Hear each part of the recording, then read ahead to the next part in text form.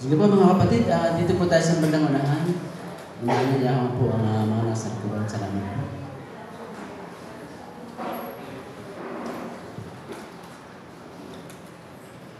Hallelujah. So muli po, magandang umaga sa lahat. Salamat sa Panginoon na tayo pinulit din ako sa lugar na ito. Ano po? Purihin natin ang Panginoon. So sa umaga pong ito ay ating pong tatalakayin. Nasa ano po tayo? Sa paksa ika-33. Ano po? Ang title po nito ay ang pagsisikap ng mga Kristiyano. Ano po?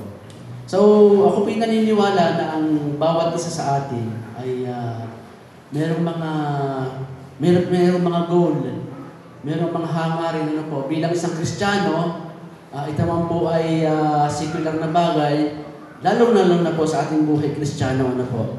So, ang pagsisikap ng mga Kristiyano ano po. So, purihin ang Panginoon. Ang ating pong verse ay kukunin po natin sa 2 Peter 1:5-11 ano po. Ikalawang Pedro 1:5-11 ano po. Ito pong makita.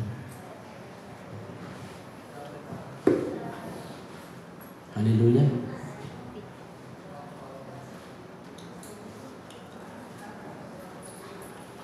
Amen. So, sisimulan ko po sa Bible. Oo, at dahil din dito sa pagkaragdag.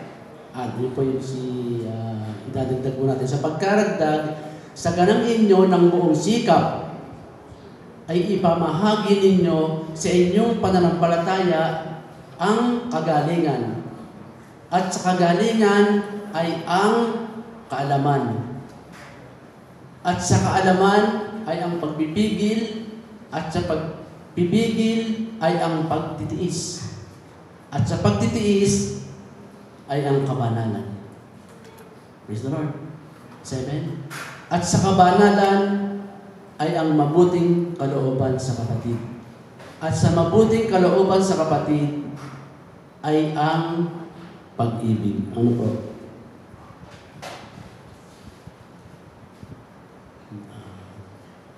Sapagkat kung nasa inyo ang mga bagay na ito na sumasagana ay hindi kayo pababayaang maging mga tamad o mga walang bunga sa pagkakilala sa ating Panginoong Jesucristo. Okay?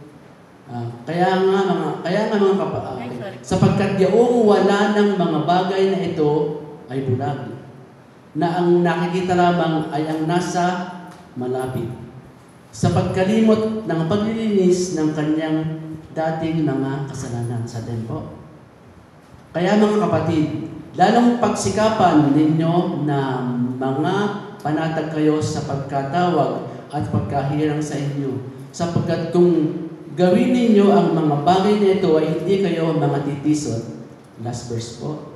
Salamat, Jesus. Sapagkat sa gayon ay ipinamamahaging sagana sa inyo ang pagpasok sa kahariang walang hanggan ng Panginoon natin at tagapagligtas na si Jesucristo. Salamat po. Salamat sa salita ng Panginoon.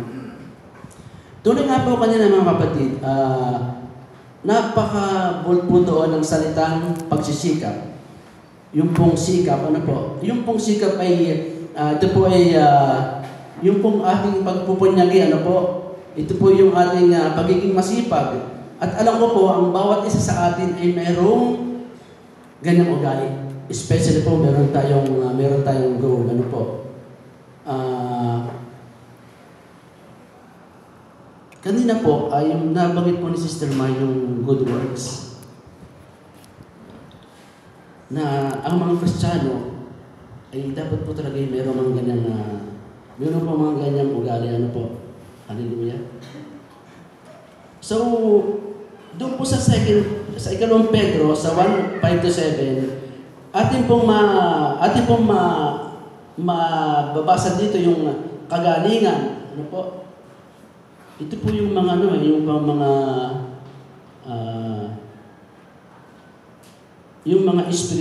spiritual growth natin. Ano po? Kagalingan, kaalaman, pagpipigil, Pagtitiis. Pakipos nga po. Pagtitiis. Kabanalan. Mabuting kalooban sa kapatid. Pag-ibig. Ano po? Ito po ay kung nabasa po natin yung Galatians, Galatians 5:22 to 23, ano po siya parang siya ay may kakonekta dito, yung fruit of the Holy Spirit. Na dapat, ang mga Kristiyano ay meron yung ganitong ugali. Siya po, yung ganito po ay magkakonekta po siya. Magkakakonekta. Yung tingnan po natin. From kagalingan to kaalaman. Pagpipigil, pagtitiis, kabanalan, mabuting kalooban, at pag-ibig. Ano po? Pag-ibig po lagi yung nauna. Ano po? Dito po naman sa Galatians, ano po? Nauna yung pag-ibig, kagalakan, kapayapaan, pagtitiis, kagandahang loob, kabutihan, pananampalataya, kaamuan, pagpipigil sa sarili. Ano po? Hallelujah. Doon po sa ikalawang Pedro at doon sa Galatians, meron pong parehong binanggit. Siyempre, nandyan po yung pag-ibig. Ano po? Nandun po yung pagpipigil. At nandun po yung pagtitiis. Pipili po ako ng isa. Ano po? Pipili po ako ng isa. Kung mawawala po ito, yung pagpipigil. Pwede pong yung block na ito ay bungi, ano po, or pwedeng mag-collapse kung mauna. Pag natagal po ito po kasi magkakonekta. Pag nawala yung pagpipigil, hindi po tayo makakarating sa pag-ibig. Pagpipigil, marami pong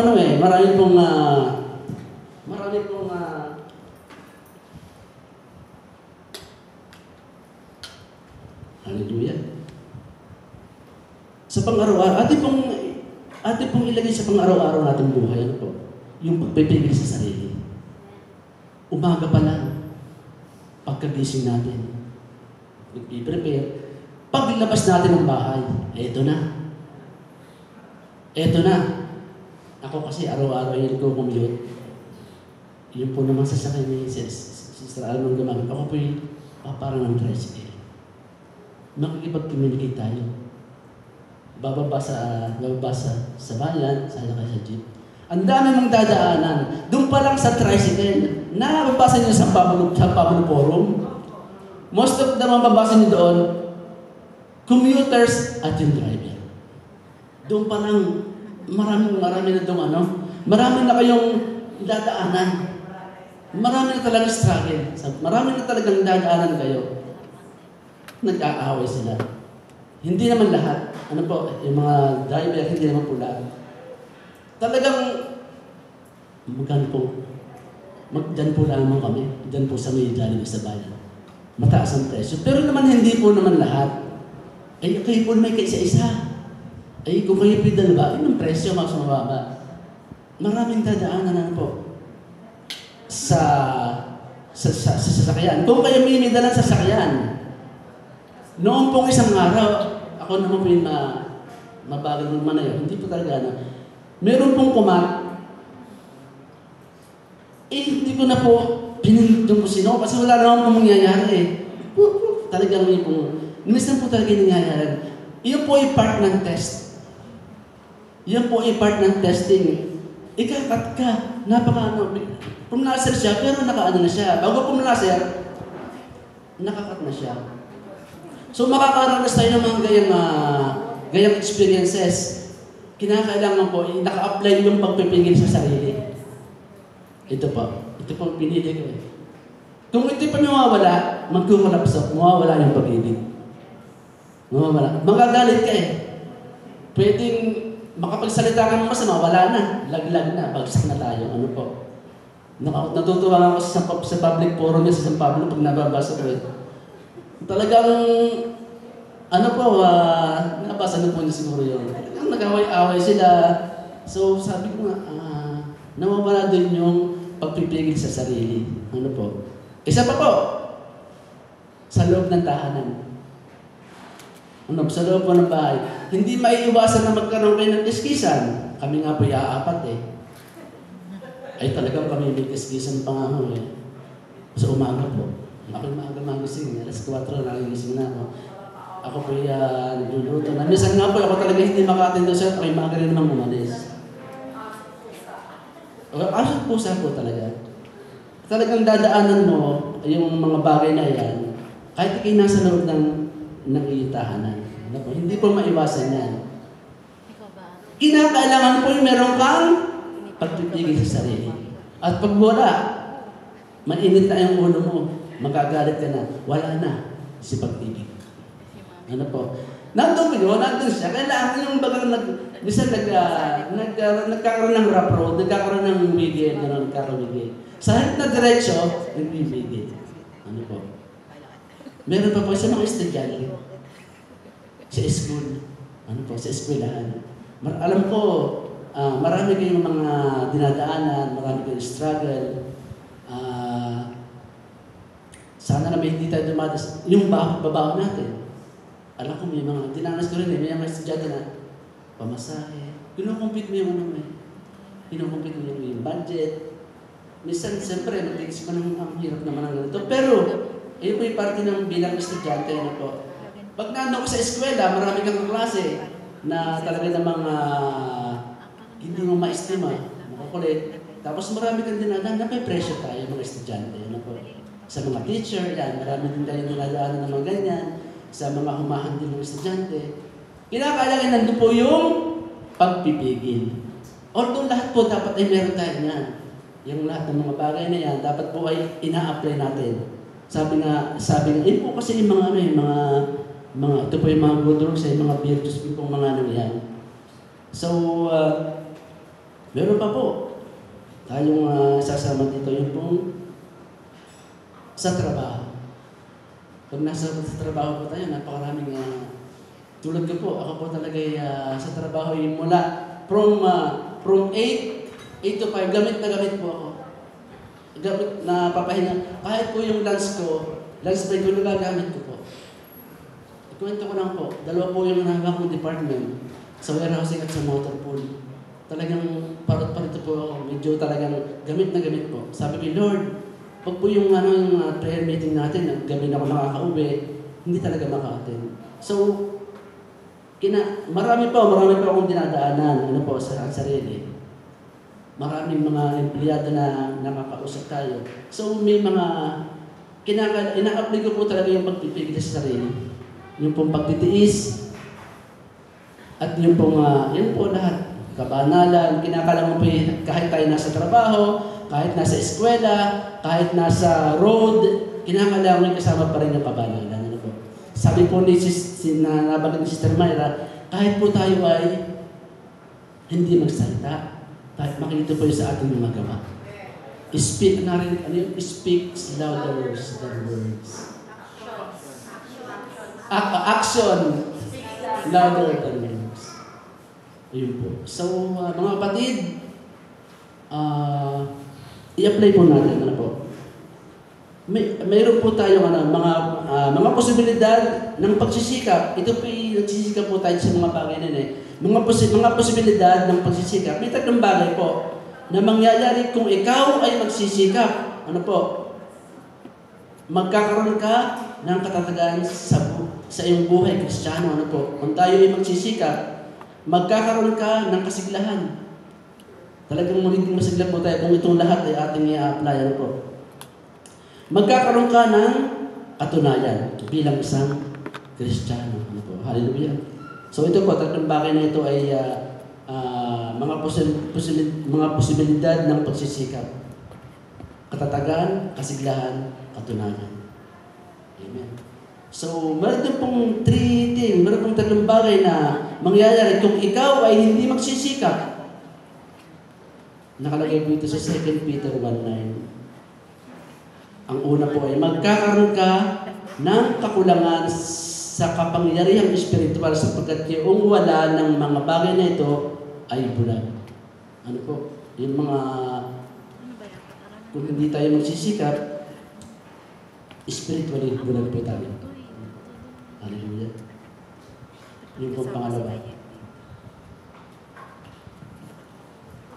Magkakaroon ka ng kakulangan sa spiritual na pananaw na ang nakikita lamang ay malapit. Ano po?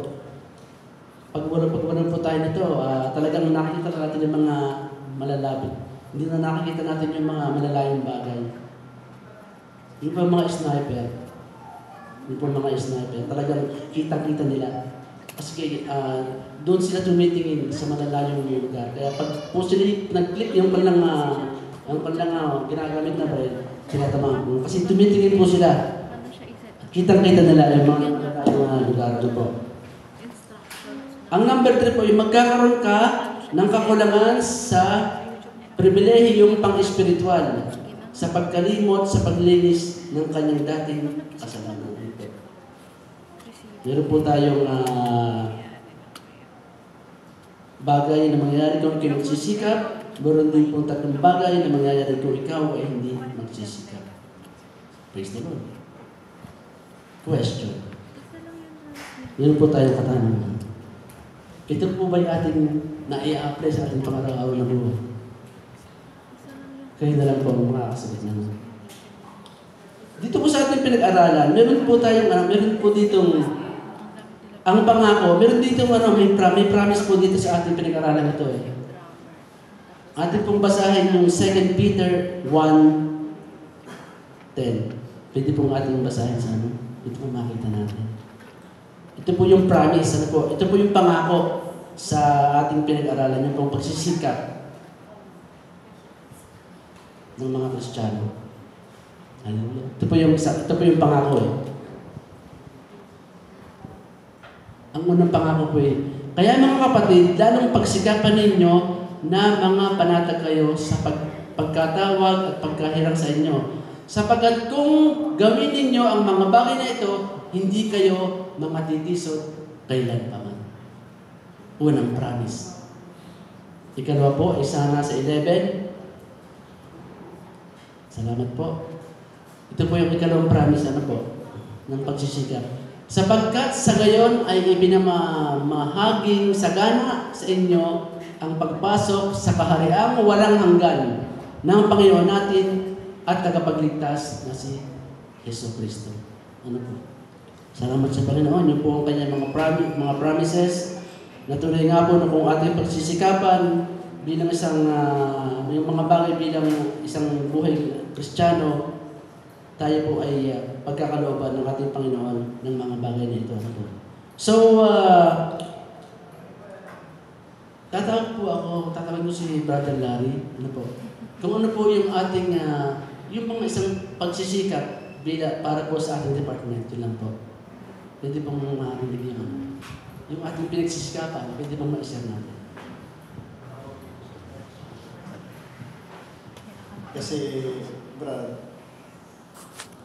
nung una pa man na yung ginagawa pa itong church natin, talaga nandun na yung sakripisyo. Kasi kung gagawin natin to, hindi na ano para sa atin eh, na marami tayong mga henerasyon natin, mawawala tayo, may papalit sa atin. Pero nandun pa rin yung ginawa natin dito sa church at hindi nawawala yun. Okay na, Brad? So, nandun po yung pag-ibig. Ano po? Nandun po yung pag-ibig. Nandun po yung pagmamahal. Nandun po yung pagsisikap na po bilang isang Kristiyano. Kasi nga po, tunay po yung nabanggit ni kapatid na Larry na tayo po yung mawawala. Paano po yung mga ibang mga batang henerasyon? Ano po? Ito po yung ating isasahin. So, salamat po. At yung po lang, atin pong gawin yung lahat ng mga nabanggit dito, yung mga good works, at pagsikapan natin sa pang-araw-araw nating buhay, i-apply po natin ito. At sabi po dito, hindi po tayo matitiso. Pag-ibig po, ang importanteng pangsanggalan sa ating mga hinaharap sa pang-araw. Salamat po. Purihin ang Panginoon.